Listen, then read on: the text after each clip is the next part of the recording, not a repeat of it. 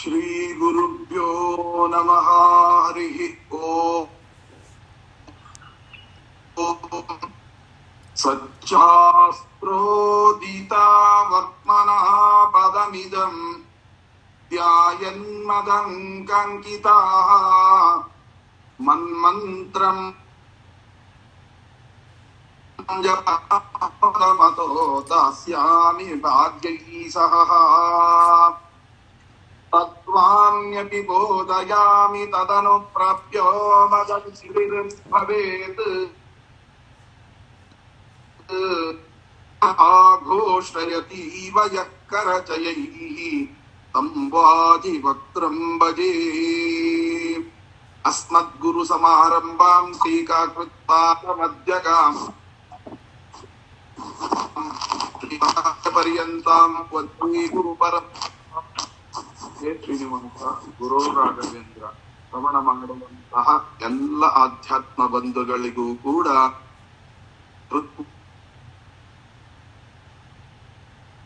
ಪೂರ್ವಕ ವಂದನೆಗಳನ್ನ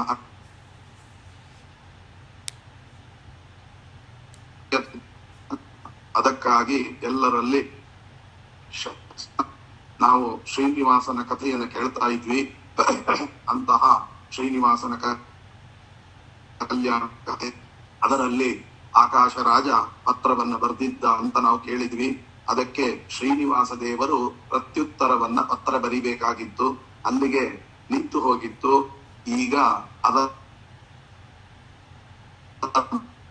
ನಾವು ಚಿಂತನೆ ಮಾಡೋದಾದ್ರೆ, ಶ್ರೀನಿವಾಸ ಉವಾಚ ಪತ್ರಿಕಾ ಲಿಖ್ಯತೆ ವಿಪ್ರ ಮಯಾಕಾಶ ನೃಪಾಯ ಚ ತದ್ವಚನಮಾಸ್ತುತ್ಯೈವ ರಾಜ್ಞಾ ಪ್ರೀತಿ ವಿದಾಯಿಕಾಃ.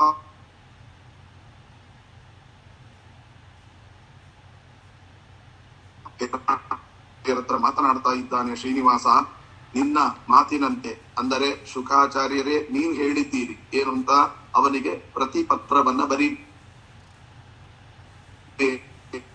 ನಿಮ್ಮ ಮಾತಿನಂತೆ ಆಕಾಶರಾಜನ ಮನಸ್ಸಿಗೆ ಒಪ್ಪುವಂತಹ ಪತ್ರವನ್ನ ನಾನು ಬರೀತೇನೆ ಅಂತ ಹೇಳಿ ತತಃ ಸಪತ್ರಂ ಪುರುಹೂತ ವಿಶ್ರುತಂ. ಆಯ್ತು, ಹೇಗೆ ಪತ್ರ ಬರೆಯೋದು? ಹೀಗೆ ಆನಂದ ಹೊಂದಿರತಕ್ಕಂತಹ ಶ್ರೀನಿವಾಸ ಗಂಭೀರವಾಗಿರತಕ್ಕಂತಹ ಅರ್ಥಗಳಿಂದ ಕೂಡಿದ ಅತ್ಯಂತ ಸಂತೋಷವನ್ನುಂಟು ಮಾಡುವಂತಹ ಶ್ರೀಕೃಷ್ಣ ಹೇಗೆ ಪತ್ರವನ್ನ ಬರೆದನೋ ಅದರಂತೆ ಇಂದ್ರನ ಮಿತ್ರನಾದಂತಹ ಆಕಾಶರಾಜನಿಗೆ ಮನಸ್ಸಿಗೆ ಸಂತೋಷವನ್ನುಂಟು ಮಾಡುವ, ಯಾವಾಗಲೂ ಪತ್ರ ಹೇಗಿರಬೇಕು, ಪತ್ರ ಬರೀತೇವೋ ಅವರಿಗೆ ಸಂತೋಷ ಉಂಟಾಗುವ ಹಾಗೆ ಪತ್ರ ಬರಿಬೇಕು. ಅದನ್ನು ಓದಿದ ಕೂಡಲೇ ಅವರಿಗೆ ಮನಸ್ಸಿಗೆ ಆನಂದವಾಗಬೇಕು, ಹಾಗಿರ್ಬೇಕೇ ಹೊರತು ಇವತ್ತಿನ ಪತ್ರಿಕೆಗಳು ನೋಡ್ಬೇಕು ಆ ಮೆಸೇಜು. ಹಾಗಾಗಿ ಇದನ್ನೆಲ್ಲವನ್ನು ಕೂಡ ಹೇಗೆ ಅದಕ್ಕೆ ಉದಾಹರಣೆ ಕೊಡ್ತಾರೆ. ಕೃಷ್ಣಾವತಾರದಲ್ಲಿ ರುಕ್ಮಿಣಿಗೆ ಹೇಗೆ ಸಂತೋಷವಾಯಿತು ಹಾಗೆ ಅಂತ. ಅಂದ್ರೆ ಯಾವುದು ಏನು ಅದ್ಭುತವಾಗಿರತಕ್ಕಂತ ಮಾತು ಅಂದ್ರೆ, ಅದಕ್ಕೆ ಹೇಳ್ತಾ ಇದ್ದಾರೆ, ರುಕ್ಮಿಣೀ ದೇವಿಗೆ ಕೃಷ್ಣ ಪತ್ರ ಬರೆದಂತೆ. ಅಲ್ಲ, ಆಕಾಶರಾಜನಿಗೆ ಪತ್ರ ಬರಿಬೇಕಾದ್ರೆ ರುಕ್ಮಿಣೀ ದೇವಿಗೆ ಪತ್ರ ಬರೆದಂತೆ ಬರಿತೀನಿ ಅಂದ್ರೆ ಏನರ್ಥ? ರುಕ್ಮಿಣಿಗೆ ಪತ್ರ ಬರೆಯುವ ಕ್ರಮವೇ ಬೇರೆ, ಮಾವನಾಗಿರತಕ್ಕಂತ ಆಕಾಶರಾಜನಿಗೆ ಪತ್ರ ಬರೆಯುವ ಕ್ರಮವೇ ಬೇರೆ. ಇದು ರುಕ್ಮಿಣಿಗೆ ಬರೆದಂತೆ ಇವರಿಗೆ ಬರೆದ್ರು ಅಂತನ್ನುವಂಥದ್ದು. ಕೃಷ್ಣಾವತಾರೇ ಪ್ರತಿ ರುಕ್ಮಿಣೀವಾ ಅಂದ್ರೆ ರುಕ್ಮಿಣಿಗೆ ಬರೆದಂತೆ ಅಂದ್ರೆ ಏನರ್ಥ ಅಂದ್ರೆ, ತಾತ್ಪರ್ಯ ಏನು ಅಂತಂದ್ರೆ, ರುಕ್ಮಿಣಿ ಅಂತಂದ್ರೆ ತತ್ವಜ್ಞಾನ ಅಂತ ಅರ್ಥ. ರುಕ್ಮಿಣೀವ ಅಂದ್ರೆ ತತ್ವಜ್ಞಾನಕ್ಕೆ ಇಷ್ಟವಾಗುವ ರೀತಿಯಲ್ಲಿ ಪತ್ರವನ್ನ ಬರದ. ಅಂದ್ರೆ ಪತ್ರ ಸಾಮಾನ್ಯ ಮಾನವರ ಪತ್ರದಂತೆ ತಿಳಿದುಕೊಳ್ಬೇಡಿ. ರುಕ್ಮಿಣೀವ ಅಂದ್ರೆ ಅದ್ಭುತವಾಗಿರತಕ್ಕಂತಹ ತತ್ವಜ್ಞಾನ ಏನಿದೆ, ಆ ಪತ್ರವನ್ನ ನೀವು ನೋಡ್ತಾ ಇರುವಾಗ ಪ್ರತಿಯೊಂದು ಮಾತು ತತ್ವಜ್ಞಾನಕ್ಕೆ ಪ್ರೇರಿತ. ಅದು ಆಕಾಶರಾಜನಿಗೆ ಯಾಕೆ ಸಂತೋಷ ಆಗಬೇಕು ಅಂದ್ರೆ, ತತ್ವಜ್ಞಾನ ತುಂಬಿರೋದು ಎಲ್ಲಿ? ತತ್ವಜ್ಞಾನ ಅಂದ್ರೆ ಏನು? ಶಬ್ದ. ಆ ಶಬ್ದ ಎಲ್ಲಿದೆ? ಆಕಾಶದಲ್ಲಿದೆ. ಅಂದರೆ ಆಕಾಶದ ತನ್ಮಾತ್ರೆಯಾಗಿರುವಂತಹ ಶಬ್ದವೇ ಶಾಸ್ತ್ರ. ಹಾಗಾಗಿ ಆಕಾಶ ರಾಜನಿಗೆ ಹೇಗೆ ಇಷ್ಟ ಆಗ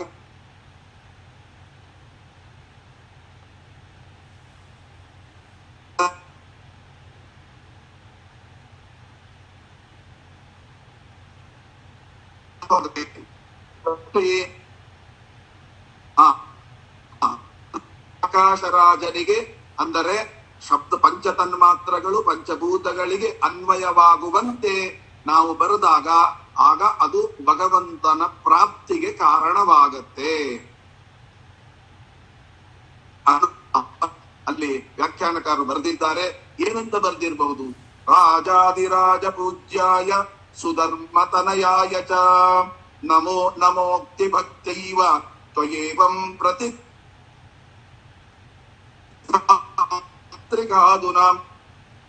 ಲಿಖ್ಯತೆ ಶ್ರೀನಿವಾಸೇನ ಶುಭ ವಿಜ್ಞಪ್ತಿ ಗರ್ಭಿಣಿ. ಅದ್ಭುತವಾದ ಪತ್ರ. ಏನು ಅಂತ ಬರೆದಿದ್ದಾರೆ? ರಾಜಾದಿರಾಜರಿಂದ ಪೂಜ್ಯನಾದ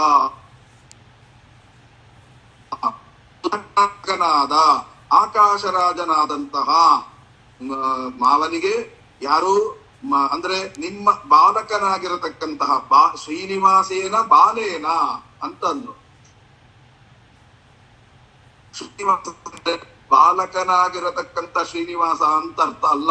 ಮತ್ತೆ ಏನು ಅಂದ್ರೆ ಸಂಸ್ಕೃತದಲ್ಲಿ ಬಾಲ ಅಂತ ಅನ್ನುವ ಶಬ್ದಕ್ಕೆ ಮೊದಲನೇದು ಬ್ರಹ್ಮದೇವರು ಅಂತ ಅರ್ಥ. ಅದು ಸತ್ಯಧರ್ಮ ತೀರ್ಥ ಶ್ರೀಪ ವ್ಯಾಖ್ಯಾನ ಮಾಡುವಾಗ ಬಾಲ ಅಂತ ಅಂದ್ರೆ ಬ್ರಹ್ಮದೇವರು, ಬಾಲ ಅಂತಂದ್ರೆ ಅಂದ್ರೆ ಚತುರ್ಮುಖ ಬ್ರಹ್ಮದೇವರೇ ಮಗನಾಗಿದ್ದಾನೆ ಶ್ರೀನಿವಾಸನಿಗೆ ಅನ್ನುವ ಅರ್ಥದಲ್ಲಿ ಅಲ್ಲಿ ಬರ್ದಿದ್ದಾರೆ. ಅದನ್ನೇ ಇಲ್ಲಿಟ್ಟುಕೊಂಡಾಗ ಬಾಲ ಅನ್ನುವ ಶಬ್ದಕ್ಕೆ ಬ ಅಂದ್ರೆ ಭಾರತೀ ರಮಣ ಅಂತ ಅರ್ಥ, ಲ ಅಂತಂದ್ರೆ ಅವರ ಪತ್ನಿ ಭಾರತೀ ದೇವಿ ಅಂತ ಅರ್ಥ. ಅಂದ್ರೆ ಭಾರತೀ ಪತಿಯಾಗಿರತಕ್ಕಂತ ಮುಖ್ಯ ಪ್ರಾಣದೇವರ ಅಂತರ್ಯಾಮಿಯಾದ ಶ್ರೀನಿವಾಸ ಅಂತ. ಭಾರತೀ ರಮಣ ಮುಖ್ಯ ಪ್ರಾಣಾಂತರ್ಗತನಾಗಿರತಕ್ಕಂತಹ ಶ್ರೀನಿವಾಸ ಅಂತ ಚಿಂತನೆ ಮಾಡಿದ್ರೆ ತತ್ವಜ್ಞಾನ ಪ್ರಾಪ್ತಿಯಾಗತ್ತೆ ಅನ್ನುವಂತ ಮಾತನ್ನ ಇಲ್ಲಿ ವಿವರಣೆ ಕೊಡ್ತಾ ಇದ್ದಾರೆ. ಅವರು ನಮಸ್ಕಾರಗಳು ಭಕ್ತಿಪೂರ್ವಕವಾದ ನಮಸ್ಕಾರಗಳು ಅಂತಂದ್ರು. ಹಾಗಾಗಿ ಶ್ರೀನಿವಾಸ, ನಾನು ಮಂಗಳಕರವಾಗಿರತಕ್ಕಂತಹ ಈ ವಿವಾಹಕ್ಕೆ ಒಪ್ಪಿಗೆಯನ್ನ ಸೂಚಿಸುವಂತಹ ಈ ಶುಭ ಲಗ್ನ, ಅದನ್ನೇ ಬರಿತಾ ಇದ್ದಾರೆ. ವಿಜ್ಞಪ್ತಿ ಕ್ರಿಯತೆ ತ್ರಿಯಂ ಭವದ್ಭಿಹಿ ಲಿಖಿತಂ ದೃಷ್ಟ್ವಾ ಸಂತೋಷೋಕ್ಯ ಭವನ್ಮಮ. ಕೆಲವರು ಪತ್ರ ಬರೀತಾರೆ, ಏನ್ ಗೊತ್ತಾ, ವಿಷಯವೇ ಇರೋಲ್ಲ. ಪತ್ರ ಬರೆಯುವ ಕ್ರಮ ಹೇಗೆ ಅಂತಂದ್ರೆ, ಅವರು ಏನು ಬರ್ದಿರ್ತಾರೆ ಆ ವಾಕ್ಯವನ್ನು ಇಟ್ಕೊಂಡು ಅದಕ್ಕೆ ಉತ್ತರ ರೂಪವಾಗಿರ್ಬೇಕು. ಅವ್ರು ಏನೇನ್ ಕ್ವಶನ್ ಕೇಳಿದರೆ ಮೊದಲು ಪಾಯಿಂಟ್ ಔಟ್ ಮಾಡ್ಕೋಬೇಕು. ಆ ಪಾಯಿಂಟ್ ಔಟ್ ಮಾಡ್ಕೊಂಡು ಆ ಒಂದೊಂದು ಪಾಯಿಂಟಿಗೆ ಉತ್ತರ ಕೊಡ್ತಾ ಬರಿಬೇಕು. ನೀವೇನ್ ಹೇಳಿದಿರಿ, ನನಗೆ ಕೊಟ್ಟು ಮದುವೆ ಮಾಡಬೇಕು ಅಂತ. ಹಾಗಾಗಿ ನೀವು ಹೇಳಿದಂತೆ ಅಂದರೆ ಸಂತೋಷವಾಗಿ, ಅಂದರೆ ನಿಮ್ಮ ಮಗಳಾಗಿರತಕ್ಕಂಥ ಪದ್ಮಾವತಿಯನ್ನು ನನಗೆ ಕೊಟ್ಟು ಮದುವೆ ಮಾಡಬೇಕು ಅಂತ ನೀವು ಅಪೇಕ್ಷೆ ಪಟ್ಟಿದ್ದೀರಿ. ಹಾಗಾಗಿ ಅದನ್ನ ನಾನು ಸಂತೋಷವಾಗಿ ಸ್ವೀಕಾರ ಮಾಡ್ತಾ ಇದ್ದೇನೆ.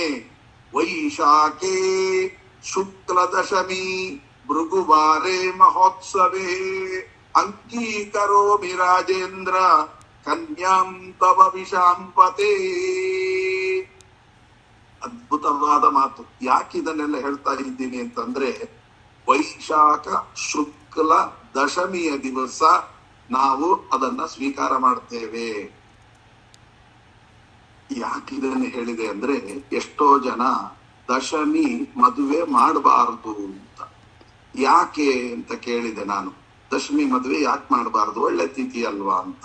ಹಾಗಲ್ಲ, ದಶಮಿ ದಿವಸ ನಾವು ಮದುವೆ ಮಾಡಿಬಿಟ್ರೆ ಮೊದಲನೇ ದಿನ ಚಿತ್ರಾವತಿ ಇಡ್ತೇವೆ, ಮರು ದಿವಸ ಏಕಾದಶಿ ಆಗುತ್ತೆ, ದ್ವಿತೀಯ ವಿಘ್ನ. ಮದುವೆ ಆದ್ಮೇಲೆ ದ್ವಿತೀಯ ಚಿತ್ರಾವತಿಗೆ ದ್ವಿತೀಯ ವಿಘ್ನ ಆಗುತ್ತೆ. ಆದ್ದರಿಂದ ಸರ್ವತಾ ತಪ್ಪು. ಅಲ್ಲಿ ದ್ವಿತೀಯ ವಿಘ್ನದ ಪ್ರಸಂಗವೇ ಬರೋದಿಲ್ಲ. ಯಾಕೆ ಅಂತಂದ್ರೆ, ಉಪನಯನ ಒಟ್ಟೆ ದಶಮಿ ದಿವಸ ಉಪನಯನ ಮಾಡಬಾರ್ದು. ಯಾಕೆ ಅಂದ್ರೆ ಚಿತ್ರಾವತಿ ಮೊದಲಿಗೆ ಇಟ್ಟಿರ್ತಾರೆ, ಮರು ದಿವಸ ದ್ವಿತೀಯ ವಿಘ್ನ ಆಗುತ್ತೆ. ದ್ವಿತೀಯ ವಿಘ್ನ ಅಂದ್ರೆ ಯಾವ ದಿನದಲ್ಲಿ ವಿಧಿ ಇದೆಯೋ ಆ ದಿನವನ್ನ ಲೆಕ್ಕ ಇಟ್ಟುಕೊಳ್ಬೇಕೇ ಹೊರತು, ಇವತ್ತು ಏಕಾದಶಿ ಚಿತ್ರಾವತಿ ಇಟ್ರೆ ಮಹಾಪಾಪ. ಹಾಗಾಗಿ ಅದು ಲೆಕ್ಕಕ್ಕೆ ಬರೋದಿಲ್ಲ.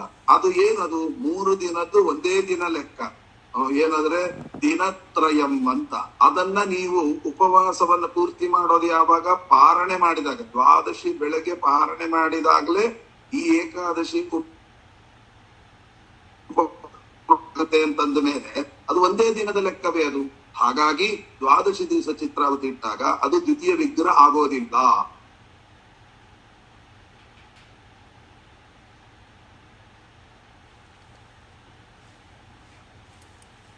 ಕೇಳಿಸ್ತಾ ಇಲ್ಲ ಆಚಾರ್ಯ, ಕೇಳಿಸ್ತಾ ಇಲ್ಲ, ಕೇಳಿಸ್ತಾ ಇಲ್ಲ ಆಚಾರ್ಯ.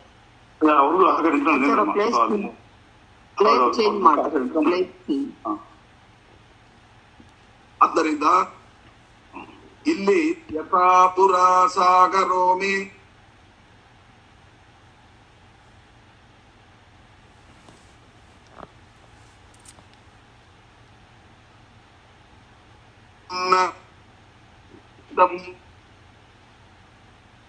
ಅಂತ ಹೇಗೆ ಪೂರ್ವದಲ್ಲಿ ಸಮುದ್ರ ರಾಜ ನನಗೆ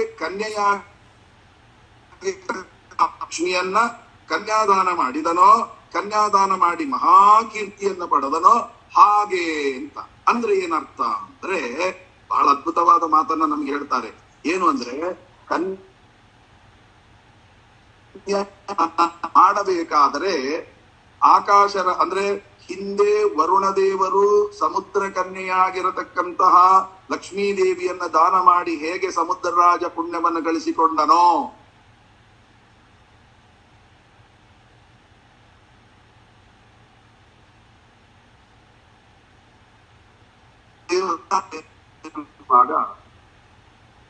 ಕನ್ಯಾದಾನ ಮಾಡುವಾಗ ಏನು ಅನುಸಂಧಾನ ಇರುತ್ತೆ ಅಂದ್ರೆ, ನಾನು ಕೊಡ್ತಾ ಇದ್ದೇನೆ ಅಲ್ಲ, ಅದಕ್ಕೆ ನನ್ನ ಒಳಗಿರತಕ್ಕ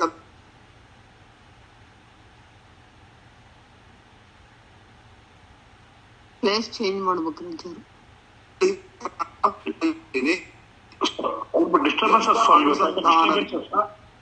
ಯಾಕೋ ಗೊತ್ತಾಗ್ತಾ ಇಲ್ಲ. ಇಷ್ಟು ದಿವಸ ಬಿಟ್ಟಲ್ಲ, ಅದಕ್ಕೆ ಅದು ಟವರ್ ಬರ್ತಾ ಇಲ್ಲ.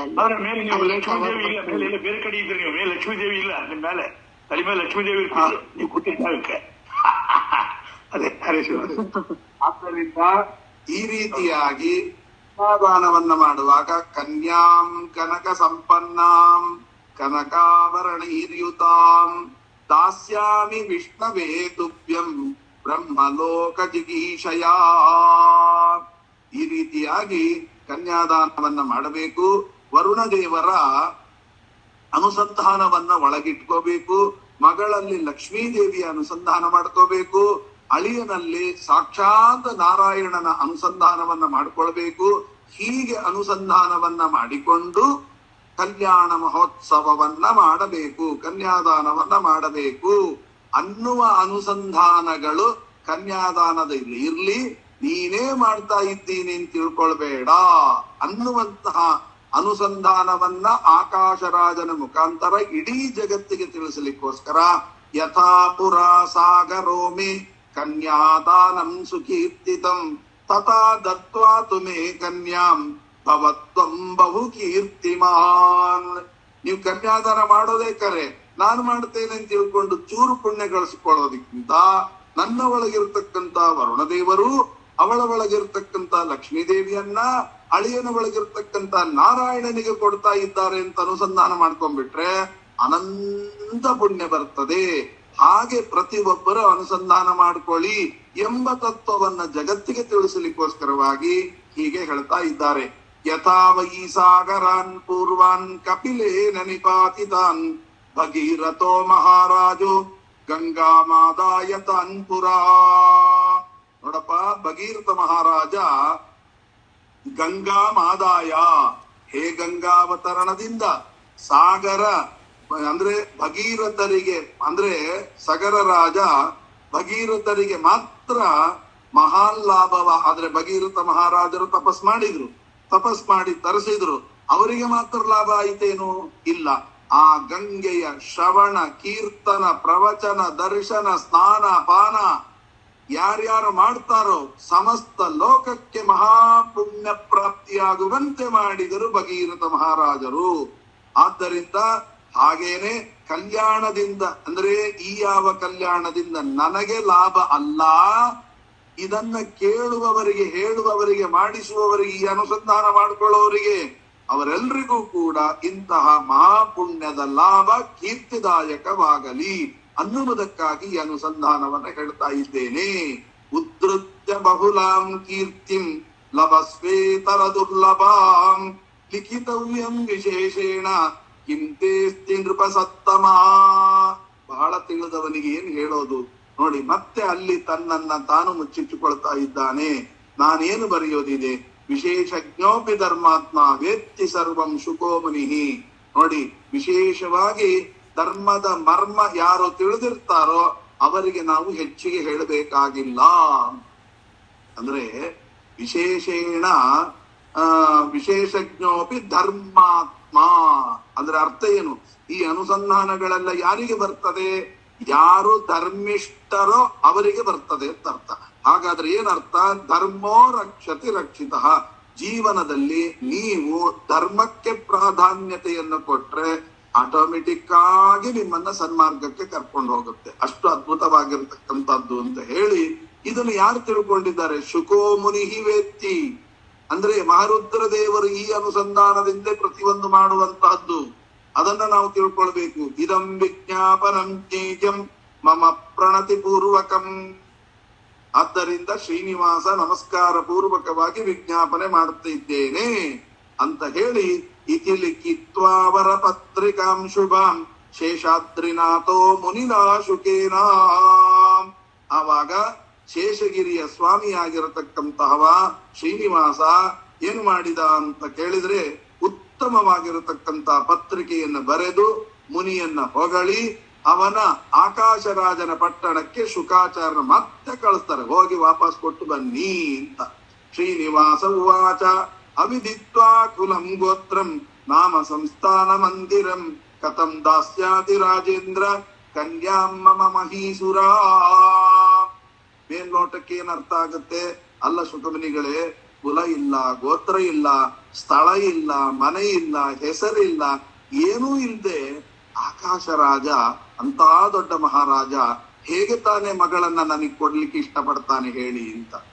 ಅದ್ರ ನೋಡುವಾಗ ತಾತ್ಪರ್ಯ ಅಂದ್ರೆ ಇವೆಲ್ಲವನ್ನ ತಿಳಿದುಕೊಂಡು ಕೊಡುವಂತಹದ್ದಲ್ಲ. ಅಂದ್ರೆ ನನಗೆ ಕುಲ ಇಲ್ಲ, ಗೋತ್ರ ಇಲ್ಲ, ಹೇಗೆ ತಾನೇ ಕೊಡ್ತಾನೆ ಅಂದ್ರೆ ಇವನಿಗೆ ಕುಲ ಇಲ್ಲ. ಯಾಕೆ? ಕುಲದಲ್ಲಿ ಹುಟ್ಟಿದ್ರೆ ತಾನೆ, ಇವನಿಗೆ ಹುಟ್ಟೇ ಇಲ್ಲ, ಆದ್ದರಿಂದ ಕುಲ ಇಲ್ಲ. ಗೋತ್ರ ಯಾಕೆ? ಒಂದು ಹುಟ್ಟಿದ್ರೆ ಕುಲ, ಇವನಿಗೆ ಹುಟ್ಟಿಲ್ಲ ಅಂದ್ರೆ ಕುಲವೂ ಇಲ್ಲ, ಗೋತ್ರವೂ ಇಲ್ಲ, ಸಂಸ್ಕಾರವೂ ಇಲ್ಲ. ಯಾವುದು ಬೇಕು ಇವನಿಗೆ? ಹುಟ್ಟಿದ ಮೇಲೆ ಜನ್ಮನಾ ಜಾಯತೆ ಶೂದ್ರ ಸಂಸ್ಕಾರ ದ್ವಿಜ ಉಚ್ಯತೆ. ಆ ಸಂಸ್ಕಾರ ಯಾರಿಗೆ? ಹುಟ್ಟಿದ್ರೆ. ಹುಟ್ಟೇ ಇಲ್ಲ, ಅವನು ಸಂಸ್ಕಾರಯುತನಾಗಿದ್ದಾನೆ. ಆದ್ದರಿಂದ ಕಥಂ ದಾಸ್ಯತಿ ಅಂದ್ರೆ ಇವನು ಹಾಗೆ ಹೀಗೆ ಅಂತ ತಿಳ್ಕೊಂಡು ಕೊಡ್ತಾನೋ ಅಥವಾ ಸರ್ವೋತ್ತಮ ಅಂತ ತಿಳ್ಕೊಂಡು ಕೊಡ್ತಾನೋ? ಶುಕಮುನಿಗಳೇ, ನೀವು ತಿಳ್ಕೊಂಡಿದ್ದೀರಿ, ನೀವು ತಿಳ್ಕೊಂಡದನ್ನ ಆಕಾಶರಾಜ ತಿಳ್ಕೋಬೇಕಲ್ಲ, ಅವನಿಗೆ ಎಲ್ಲ ಅನುಸಂಧಾನ ಹೇಳ್ರಿ. ಈ ರೀತಿಯಾಗಿ ನ ಜರ ನ ಚ ವೃದ್ಧಿಶ್ಚ ನ ಸ್ಥಾನಂ ನ ಚಂದ್ರಯ. ಮುಪ್ಪಿಲ್ಲ, ವೃದ್ಧಿ ಇಲ್ಲ, ಸ್ಥಳ ಇಲ್ಲ, ಯಾವುದೂ ಇಲ್ಲ ಅಂತ ಅವನಿಗೆ ತಿಳಿಸಿರಿ. ಇವನು ಸಾಮಾನ್ಯನಲ್ಲ. ಆಗ ಶುಕಾಚಾರ್ಯ ಹೇಳ್ತಾರೆ, ವಿಡಂಬ ಮಾತ್ರಂ ಗೋವಿಂದ ಪುರುಷೋ ಪುರುಷೋತ್ತಮ ನತೇಪೇಕ್ಷಂ ಕುಲಂ ಗೋತ್ರಂ ವಿದಿತಶ್ಚ ಜಗತ್ಪತೆ. ಸ್ವಾಮಿ, ಯಾಕೆ ವಿಡಂಬನೆ ಮಾಡ್ತಾ ಇದ್ದೀಯಾ? ಆಕಾಶ ರಾಜ ನನ್ನ ಮಾತಿನಿಂದ ಮಗಳನ್ನ ನಿನಗೆ ಕೊಡ್ತಾ ಇದ್ದಾನೆ ಅಂತ ನೀನ್ ತಿಳ್ಕೊಂಡಿದ್ದಿ. ಅಲ್ಲಪ್ಪ, ನಾನು ಯಾತರವ ನಾನಯ್ಯ ಇಂದಿರೇಶ, ಎಲ್ಲ ನೀನೇ ನಿನ್ನ ಮದುವೆಯನ್ನ ನೀನು ಮಾಡ್ಕೊಳ್ತಾ ಇದ್ದೀಯಾ. ಇವೆಲ್ಲ ಬಿಟ್ಟು ನೀನು ಮದುವೆಯನ್ನ ಮಾಡಿಕೋ, ನಮ್ಮನ್ನೆಲ್ಲ ಉದ್ಧಾರ ಮಾಡು ಎಂಬುದಾಗಿ ಅವರು ಮಾತನಾಡ್ತಾ ಇದ್ದಾರಂತೆ. ಹೀಗೆ ಪ್ರಾರ್ಥನೆ ಮಾಡಿಕೊಂಡು ಆ ಶ್ರೀನಿವಾಸನಲ್ಲಿ ಶ್ರೀನಿವಾಸ ಕೊಟ್ಟಿರತಕ್ಕಂತ ಪತ್ರಿಕೆಯನ್ನು ತೆಗೆದುಕೊಂಡು ಅವರು ಆಕಾಶರಾಜನ ಪಟ್ಟಣಕ್ಕೆ ಹೋಗ್ತಾ ಇದ್ದಾರೆ. ಹಾಗಾದ್ರೆ ಆಕಾಶರಾಜನ ಪಟ್ಟಣಕ್ಕೆ ಶುಕಾಚಾರ್ಯ ಹೋಗಿ ಏನು ಮಾಡಿದ್ರು ಎಂಬತಕ್ಕಂಥದ್ದನ್ನ ಇವತ್ತು ಸ್ವಲ್ಪ ಏನೋ ತಾಂತ್ರಿಕ ದೋಷಗಳು ಕಾಣಿಸ್ತಾ ಇದೆ.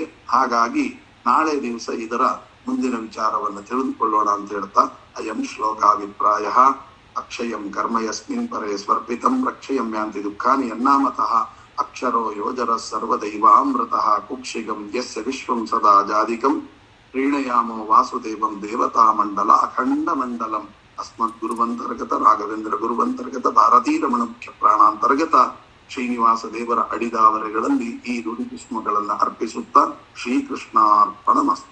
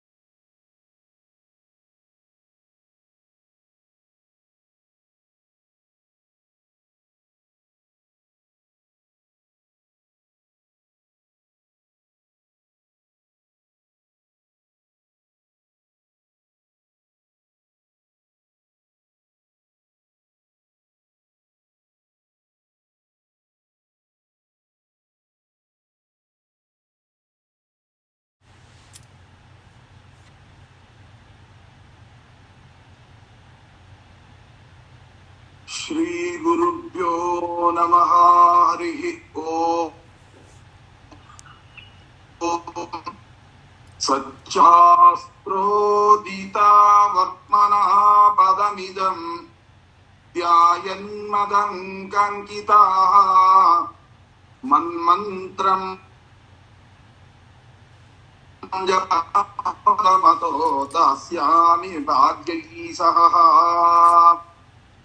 ತತ್ವಾನ್ಯಪಿ ಬೋಧಯಾಮಿ ತದನು ಪ್ರಾಪ್ಯೋ ಮದರ್ಭವೇತ್ ಆಘೋಷಯತೀವ ಯಃ ಕರಚಯೈಃ तं ವಾಜಿವಕ್ತ್ರಂ ಭಜೇ. ಅಸ್ಮದ್ಗುರು ಸಮಾರಂಭಾಂ ಶ್ರೀಕಾಕೃತ್ಪಾದಮಧ್ಯಗಾಂ ಪರ್ಯಂತಾಂ ವಂದೇ ಗುರು ಪರಂಪರಾಂ.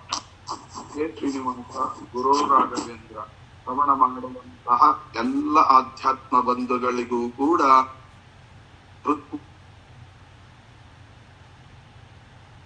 ಪೂರ್ವಕ ವಂದನೆಗಳನ್ನ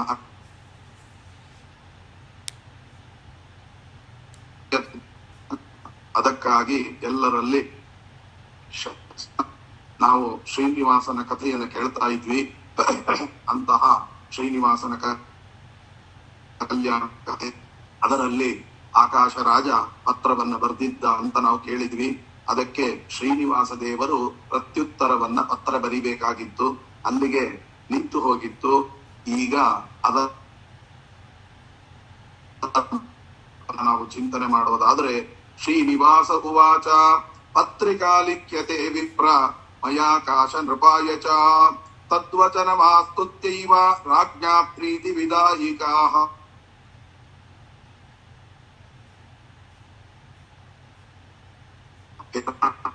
ಹತ್ರ ಮಾತನಾಡ್ತಾ ಇದ್ದಾನೆ ಶ್ರೀನಿವಾಸ.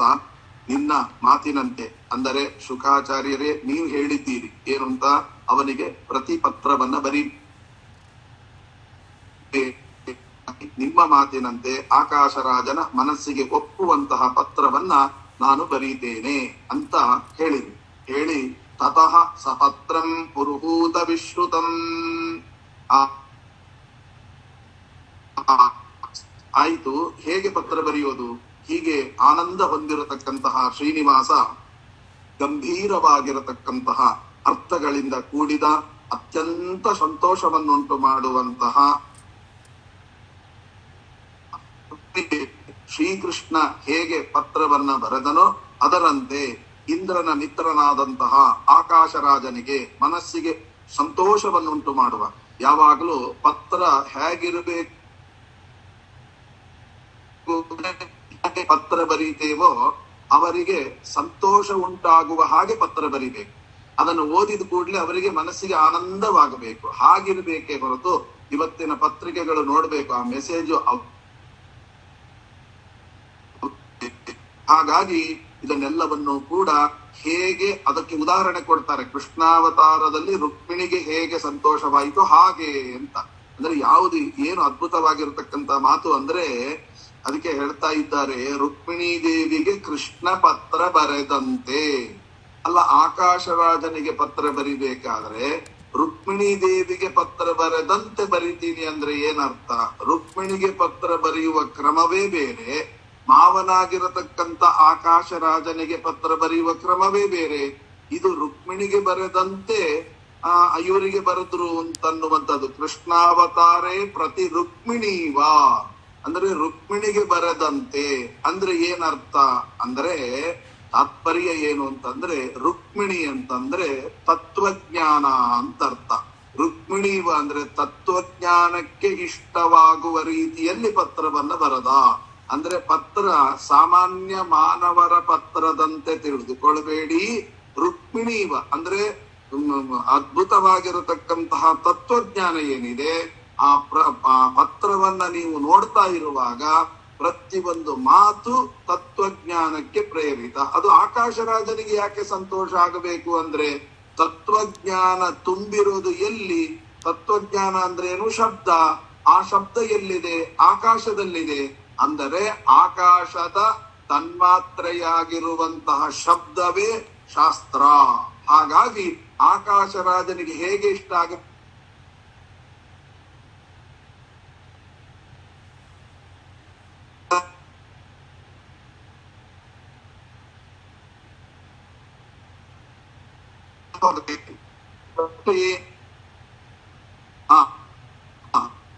ಆಕಾಶರಾಜನಿಗೆ ಅಂದರೆ ಶಬ್ದ ಪಂಚತನ್ಮಾತ್ರಗಳು ಪಂಚಭೂತಗಳಿಗೆ ಅನ್ವಯವಾಗುವಂತೆ ನಾವು ಬರೆದಾಗ ಆಗ ಅದು ಭಗವಂತನ ಪ್ರಾಪ್ತಿಗೆ ಕಾರಣವಾಗತ್ತೆ. ಅಲ್ಲಿ ವ್ಯಾಖ್ಯಾನಕಾರರು ಬರೆದಿದ್ದಾರೆ. ಏನಂತ ಬರೆದಿರಬಹುದು? ರಾಜಾದಿರಾಜ ಪೂಜ್ಯಾಯ ಸುಧರ್ಮತನಯಾಯ ಚ ನಮೋ ನಮೋಕ್ತಿ ಭಕ್ತೈವ ತ್ವಯೇವಂ ಪ್ರತಿ ತ್ರಿಗಾದುನಾಂ ಲಿಖ್ಯತೆ ಶ್ರೀನಿವಾಸೇನ ಶುಭ ವಿಜ್ಞಪ್ತಿ ಗರ್ಭಿಣಿ. ಅದ್ಭುತವಾದ ಪತ್ರ. ಏನು ಅಂತ ಬರೆದಿದ್ದಾರೆ? ರಾಜಾದಿರಾಜರಿಂದ ಪೂಜ್ಯನಾದ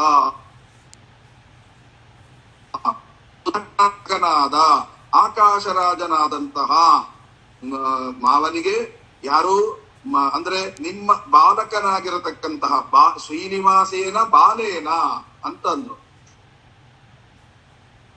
ಶ್ರೀನಿವಾಸ ಬಾಲಕನಾಗಿರತಕ್ಕಂತ ಶ್ರೀನಿವಾಸ ಅಂತ ಅರ್ಥ ಅಲ್ಲ. ಮತ್ತೆ ಏನು ಅಂದ್ರೆ ಸಂಸ್ಕೃತದಲ್ಲಿ ಬಾಲ ಅಂತ ಅನ್ನುವ ಶಬ್ದಕ್ಕೆ ಮೊದಲನೇದು ಬ್ರಹ್ಮದೇವರು ಅಂತ ಅರ್ಥ. ಅದು ಸತ್ಯಧರ್ಮ ತೀರ್ಥ ಶ್ರೀಪ ವ್ಯಾಖ್ಯಾನ ಮಾಡುವಾಗ ಬಾಲ ಅಂತ ಅಂದ್ರೆ ಬ್ರಹ್ಮದೇವರು, ಬಾಲ ಅಂತಂದ್ರೆ ಅಂದ್ರೆ ಚತುರ್ಮುಖ ಬ್ರಹ್ಮದೇವರೇ ಮಗನಾಗಿದ್ದಾನೆ ಶ್ರೀನಿವಾಸನಿಗೆ ಅನ್ನುವ ಅರ್ಥದಲ್ಲಿ ಅಲ್ಲಿ ಬರ್ದಿದ್ದಾರೆ. ಅದನ್ನೇ ಇಲ್ಲಿಟ್ಟುಕೊಂಡಾಗ ಬಾಲ ಅನ್ನುವ ಶಬ್ದಕ್ಕೆ ಬ ಅಂದ್ರೆ ಭಾರತೀ ರಮಣ ಅಂತ ಅರ್ಥ, ಲ ಅಂತಂದ್ರೆ ಅವರ ಪತ್ನಿ ಭಾರತೀ ದೇವಿ ಅಂತ ಅರ್ಥ. ಅಂದ್ರೆ ಭಾರತೀ ಪತಿಯಾಗಿರತಕ್ಕಂತ ಮುಖ್ಯ ಪ್ರಾಣದೇವರ ಅಂತರ್ಯಾಮಿಯಾದ ಶ್ರೀನಿವಾಸ ಅಂತ. ಭಾರತೀ ರಮಣ ಮುಖ್ಯ ಪ್ರಾಣಾಂತರ್ಗತನಾಗಿರತಕ್ಕಂತಹ ಶ್ರೀನಿವಾಸ ಅಂತ ಚಿಂತನೆ ಮಾಡಿದ್ರೆ ತತ್ವಜ್ಞಾನ ಪ್ರಾಪ್ತಿಯಾಗತ್ತೆ ಅನ್ನುವಂತ ಮಾತನ್ನ ಇಲ್ಲಿ ವಿವರಣೆ ಕೊಡ್ತಾ ಇದ್ದಾರೆ.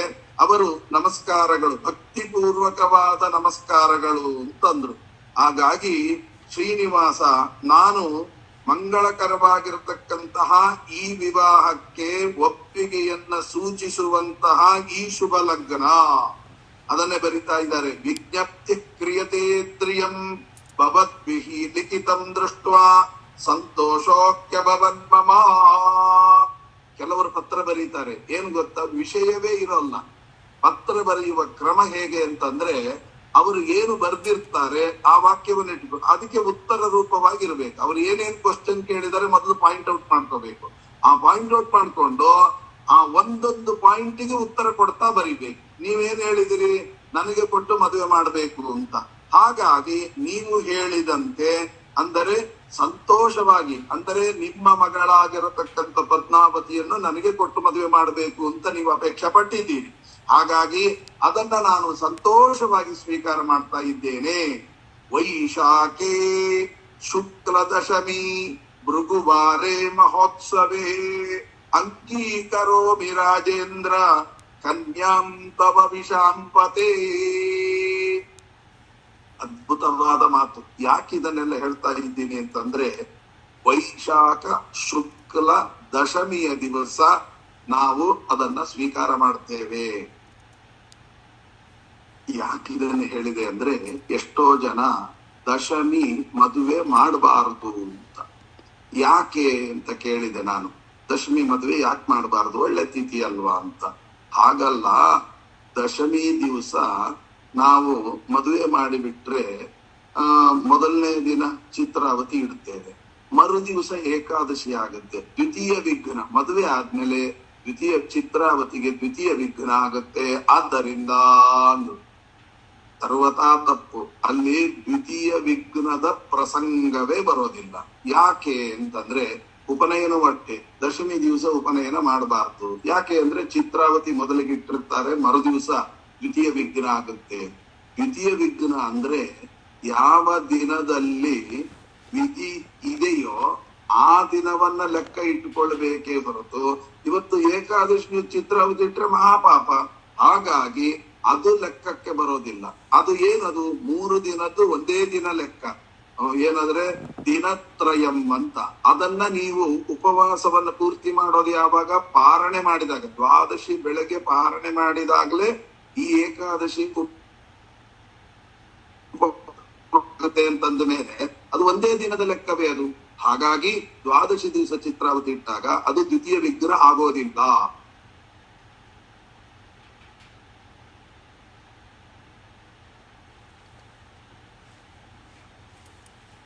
ಕೇಳಿಸ್ತಾ ಇಲ್ಲ ಆಚಾರ್ಯ, ಕೇಳಿಸ್ತಾ ಇಲ್ಲ, ಕೇಳಿಸ್ತಾ ಇಲ್ಲ ಆಚಾರ್ಯ. ಅವ್ರಿಗೂ ಹಾಗೆ ಪ್ಲೇಸ್ ಚೇಂಜ್ ಮಾಡಿ, ಪ್ಲೇಸ್ ಚೇಂಜ್. ಆದ್ದರಿಂದ ಇಲ್ಲಿ ಯಥಾಪುರ ಸಾಗರೋಮಿ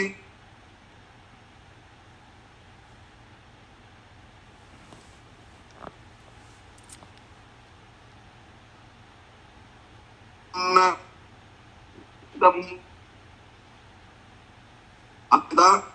ಹೇಗೆ ಪೂರ್ವದಲ್ಲಿ ಸಮುದ್ರ ರಾಜ ನನಗೆ ಲಕ್ಷ್ಮಿಯನ್ನ ಕನ್ಯಾದಾನ ಮಾಡಿದನೋ, ಕನ್ಯಾದಾನ ಮಾಡಿ ಮಹಾಕೀರ್ತಿಯನ್ನ ಪಡೆದನೋ, ಹಾಗೆ ಅಂತ.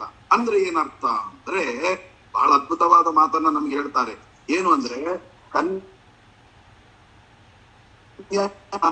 ಮಾಡಬೇಕಾದರೆ ಆಕಾಶರ ಅಂದ್ರೆ ಹಿಂದೆ ವರುಣ ದೇವರು ಸಮುದ್ರ ಕನ್ಯೆಯಾಗಿರತಕ್ಕಂತಹ ಲಕ್ಷ್ಮೀ ದೇವಿಯನ್ನ ದಾನ ಮಾಡಿ ಹೇಗೆ ಸಮುದ್ರ ರಾಜ ಪುಣ್ಯವನ್ನು ಗಳಿಸಿಕೊಂಡನೋ,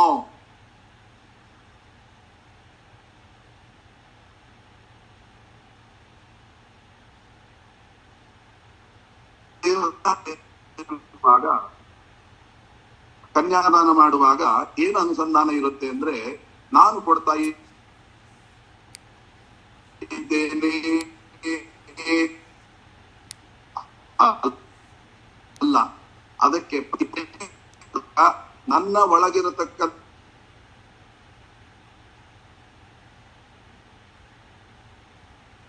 ಪ್ಲೇಸ್ ಚೇಂಜ್ ಮಾಡ್ಬೇಕು ಒಂಚೂರು.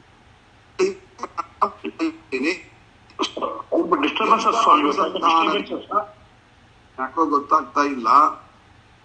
ಇಷ್ಟು ದಿವಸ ಬಿಟ್ಟಲ್ಲ, ಅದಕ್ಕೆ ಪ್ಲೇಸ್ ಚೇಂಜ್ ಮಾಡಿ. ಅದು ಟವರ್ ಬರ್ತಾ ಇಲ್ಲ. ಮೇಲೆ ನೀವು ಲಕ್ಷ್ಮೀ ದೇವಿ ಇಲ್ಲ, ಮೇಲೆ ಎಲ್ಲ ಬೇರೆ ಕಡೆ ಇದ್ರಿ ನೀವು. ಮೇಲೆ ಲಕ್ಷ್ಮೀ ದೇವಿ ಇಲ್ಲ ನಿಮ್ ಮೇಲೆ, ತಲೆ ಮೇಲೆ ಲಕ್ಷ್ಮೀ ದೇವಿ ಇರ್ತಾರೆ ನೀವು ಕೂತಿದ್ದಕ್ಕೆ. ಅದೇ ಆದ್ದರಿಂದ ಈ ರೀತಿಯಾಗಿ ಸಮಾಧಾನವನ್ನ ಮಾಡುವಾಗ ಕನ್ಯಾಂ ಕನಕ ಸಂಪನ್ನಾಂ ಕನಕಾಭರಣೈರ್ಯುತಾಂ ದಾಸ್ಯಾಮಿ ವಿಷ್ಣವೇ ತುಭ್ಯಂ ಬ್ರಹ್ಮಲೋಕ ಜಿಗೀಷಯ. ಈ ರೀತಿಯಾಗಿ ಕನ್ಯಾದಾನವನ್ನ ಮಾಡಬೇಕು. ವರುಣ ದೇವರ ಅನುಸಂಧಾನವನ್ನ ಒಳಗಿಟ್ಕೋಬೇಕು. ಮಗಳಲ್ಲಿ ಲಕ್ಷ್ಮೀ ದೇವಿಯ ಅನುಸಂಧಾನ ಮಾಡ್ಕೋಬೇಕು. ಅಳಿಯನಲ್ಲಿ ಸಾಕ್ಷಾತ್ ನಾರಾಯಣನ ಅನುಸಂಧಾನವನ್ನ ಮಾಡಿಕೊಳ್ಬೇಕು. ಹೀಗೆ ಅನುಸಂಧಾನವನ್ನ ಮಾಡಿಕೊಂಡು ಕಲ್ಯಾಣ ಮಹೋತ್ಸವವನ್ನ ಮಾಡಬೇಕು, ಕನ್ಯಾದಾನವನ್ನ ಮಾಡಬೇಕು ಅನ್ನುವ ಅನುಸಂಧಾನಗಳು ಕನ್ಯಾದಾನದಲ್ಲಿ ಇರ್ಲಿ. ನೀನೇ ಮಾಡ್ತಾ ಇದ್ದೀನಿ ಅಂತ ತಿಳ್ಕೊಳ್ಬೇಡ ಅನ್ನುವಂತಹ ಅನುಸಂಧಾನವನ್ನ ಆಕಾಶರಾಜನ ಮುಖಾಂತರ ಇಡೀ ಜಗತ್ತಿಗೆ ತಿಳಿಸಲಿಕ್ಕೋಸ್ಕರ ಯಥಾಪುರ ಸಾಗರೋಮಿ ಕನ್ಯಾದಾನಂ ಸುಕೀರ್ತಿತಂ ತಥಾ ದತ್ವಾ ತುಮೇ ಕನ್ಯಾಂ ಭವತ್ವಂ ಬಹು ಕೀರ್ತಿಮಾನ್. ನೀವು ಕನ್ಯಾದಾನ ಮಾಡೋದೇ ಕರೆ, ನಾನು ಮಾಡ್ತೇನೆ ಅಂತ ತಿಳ್ಕೊಂಡು ಚೂರು ಪುಣ್ಯ ಗಳಿಸಿಕೊಳ್ಳೋದಕ್ಕಿಂತ ನನ್ನ ಒಳಗಿರ್ತಕ್ಕಂತ ವರುಣದೇವರು, ಅವಳ ಒಳಗಿರ್ತಕ್ಕಂತ ಲಕ್ಷ್ಮೀ ದೇವಿಯನ್ನ ಅಳಿಯನ ಒಳಗಿರ್ತಕ್ಕಂತ ನಾರಾಯಣನಿಗೆ ಕೊಡ್ತಾ ಇದ್ದಾರೆ ಅಂತ ಅನುಸಂಧಾನ ಮಾಡ್ಕೊಂಡ್ಬಿಟ್ರೆ ಅನಂತ ಪುಣ್ಯ ಬರ್ತದೆ. ಹಾಗೆ ಪ್ರತಿಯೊಬ್ಬರು ಅನುಸಂಧಾನ ಮಾಡ್ಕೊಳ್ಳಿ ಎಂಬ ತತ್ವವನ್ನ ಜಗತ್ತಿಗೆ ತಿಳಿಸಲಿಕ್ಕೋಸ್ಕರವಾಗಿ ಹೀಗೆ ಹೇಳ್ತಾ ಇದ್ದಾರೆ. ಯಥಾ ವೈ ಸಾಗರಾನ್ ಪೂರ್ವಾನ್ ಕಪಿಲೇನ ನಿಪಾತಿತಾನ್ ಭಗೀರಥೋ ಮಹಾರಾಜೋ ಗಂಗಾಮಾದಾಯ ತಾನ್ ಪುರಾ. ನೋಡಪ್ಪ, ಭಗೀರಥ ಮಹಾರಾಜ ಗಂಗಾಮಾದಾಯ, ಹೇ ಗಂಗಾವತರಣದಿಂದ ಸಾಗರ ಅಂದ್ರೆ ಭಗೀರಥರಿಗೆ, ಅಂದ್ರೆ ಸಗರ ರಾಜ ಭಗೀರಥರಿಗೆ ಮಾತ್ರ ಮಹಾನ್ ಲಾಭವ. ಆದ್ರೆ ಭಗೀರಥ ಮಹಾರಾಜರು ತಪಸ್ ಮಾಡಿ ತರಿಸಿದ್ರು, ಅವರಿಗೆ ಮಾತ್ರ ಲಾಭ ಆಯಿತೇನು? ಇಲ್ಲ. ಆ ಗಂಗೆಯ ಶ್ರವಣ, ಕೀರ್ತನ, ಪ್ರವಚನ, ದರ್ಶನ, ಸ್ನಾನ, ಪಾನ ಯಾರ್ಯಾರು ಮಾಡ್ತಾರೋ ಸಮಸ್ತ ಲೋಕಕ್ಕೆ ಮಹಾಪುಣ್ಯ ಪ್ರಾಪ್ತಿಯಾಗುವಂತೆ ಮಾಡಿದರು ಭಗೀರಥ ಮಹಾರಾಜರು. ಆದ್ದರಿಂದ ಹಾಗೇನೆ ಕಲ್ಯಾಣದಿಂದ ಅಂದ್ರೆ ಈ ಯಾವ ಕಲ್ಯಾಣದಿಂದ ನನಗೆ ಲಾಭ ಅಲ್ಲ, ಇದನ್ನ ಕೇಳುವವರಿಗೆ, ಹೇಳುವವರಿಗೆ, ಮಾಡಿಸುವವರಿಗೆ, ಈ ಅನುಸಂಧಾನ ಮಾಡಿಕೊಳ್ಳುವವರಿಗೆ ಅವರೆಲ್ಲರಿಗೂ ಕೂಡ ಇಂತಹ ಮಹಾಪುಣ್ಯದ ಲಾಭ ಕೀರ್ತಿದಾಯಕವಾಗಲಿ ಅನ್ನುವುದಕ್ಕಾಗಿ ಈ ಅನುಸಂಧಾನವನ್ನ ಹೇಳ್ತಾ ಇದ್ದೇನೆ. ಉದ್ಧತ್ಯ ಬಹುಲಾಂ ಕೀರ್ತಿಂ ಲಭಸ್ವೇತರ ದುರ್ಲಭಾಂ ಲಿಖಿತವ್ಯಂ ವಿಶೇಷೇಣ ಕಿಂತೇಸ್ತಿ ನೃಪಸತ್ತಮ. ಬಹಳ ತಿಳಿದವನಿಗೆ ಏನ್ ಹೇಳೋದು ನೋಡಿ, ಮತ್ತೆ ಅಲ್ಲಿ ತನ್ನನ್ನ ತಾನು ಮುಚ್ಚಿಟ್ಟುಕೊಳ್ತಾ ಇದ್ದಾನೆ. ನಾನೇನು ಬರೆಯೋದಿದೆ? ವಿಶೇಷಜ್ಞೋಪಿ ಧರ್ಮಾತ್ಮ ವೇತ್ತಿ ಸರ್ವಂ ಶುಕೋ ಮುನಿಹಿ. ನೋಡಿ, ವಿಶೇಷವಾಗಿ ಧರ್ಮದ ಮರ್ಮ ಯಾರು ತಿಳಿದಿರ್ತಾರೋ ಅವರಿಗೆ ನಾವು ಹೆಚ್ಚಿಗೆ ಹೇಳಬೇಕಾಗಿಲ್ಲ. ಅಂದ್ರೆ ವಿಶೇಷೇಣ ವಿಶೇಷಜ್ಞೋಪಿ ಧರ್ಮಾತ್ಮ ಅಂದ್ರೆ ಅರ್ಥ ಏನು? ಈ ಅನುಸಂಧಾನಗಳೆಲ್ಲ ಯಾರಿಗೆ ಬರ್ತದೆ? ಯಾರು ಧರ್ಮಿಷ್ಠರೋ ಅವರಿಗೆ ಬರ್ತದೆ ಅಂತ ಅರ್ಥ. ಹಾಗಾದ್ರೆ ಏನರ್ಥ? ಧರ್ಮೋ ರಕ್ಷತಿ ರಕ್ಷಿತ. ಜೀವನದಲ್ಲಿ ನೀವು ಧರ್ಮಕ್ಕೆ ಪ್ರಾಧಾನ್ಯತೆಯನ್ನು ಕೊಟ್ರೆ ಆಟೋಮೆಟಿಕ್ ಆಗಿ ನಿಮ್ಮನ್ನ ಸನ್ಮಾರ್ಗಕ್ಕೆ ಕರ್ಕೊಂಡು ಹೋಗುತ್ತೆ. ಅಷ್ಟು ಅದ್ಭುತವಾಗಿರ್ತಕ್ಕಂಥದ್ದು ಅಂತ ಹೇಳಿ ಇದನ್ನು ಯಾರು ತಿಳ್ಕೊಂಡಿದ್ದಾರೆ? ಶುಕೋ ಮುನಿಹಿ ವೇತ್ತಿ ಅಂದ್ರೆ ಮಹಾರುದ್ರ ದೇವರು ಈ ಅನುಸಂಧಾನದಿಂದ ಪ್ರತಿಯೊಂದು ಮಾಡುವಂತಹದ್ದು. ಅದನ್ನ ನಾವು ತಿಳ್ಕೊಳ್ಬೇಕು. ಇದಂ ವಿಜ್ಞಾಪನಂ ಜ್ಞೇಯಂ ಮಮ ಪ್ರಣತಿ ಪೂರ್ವಕಂ. ಆದ್ದರಿಂದ ಶ್ರೀನಿವಾಸ ನಮಸ್ಕಾರ ಪೂರ್ವಕವಾಗಿ ವಿಜ್ಞಾಪನೆ ಮಾಡುತ್ತಿದ್ದೇನೆ ಅಂತ ಹೇಳಿ ಇತಿ ಲಿಖಿತ್ವಾವರ ಪತ್ರಿಕಾಂ ಶುಭಾಂ ಶೇಷಾದ್ರಿನಾಥೋ ಮುನಿನಾ ಶುಕೇನ. ಆವಾಗ ಶೇಷಗಿರಿಯ ಸ್ವಾಮಿಯಾಗಿರತಕ್ಕಂತಹ ಶ್ರೀನಿವಾಸ ಏನು ಮಾಡಿದ ಅಂತ ಕೇಳಿದ್ರೆ, ಉತ್ತಮವಾಗಿರತಕ್ಕಂತ ಪತ್ರಿಕೆಯನ್ನು ಬರೆದು ಮುನಿಯನ್ನ ಹೊಗಳಿ ಅವನ ಆಕಾಶರಾಜನ ಪಟ್ಟಣಕ್ಕೆ ಶುಕಾಚಾರ್ಯ ಮತ್ತೆ ಕಳಿಸ್ತಾರೆ, ಹೋಗಿ ವಾಪಸ್ ಕೊಟ್ಟು ಬನ್ನಿ ಅಂತ. ಶ್ರೀನಿವಾಸ ಉವಾಚ ಅವಿದಿತ್ವಾ ಕುಲಂ ಗೋತ್ರಂ ನಾಮ ಸಂಸ್ಥಾನ ಮಂದಿರಂ ಕಥಂ ದಾಸ್ಯಾತಿ ರಾಜೇಂದ್ರ ಕನ್ಯಾಂ ಮಮ ಮಹೀಸುರಾ.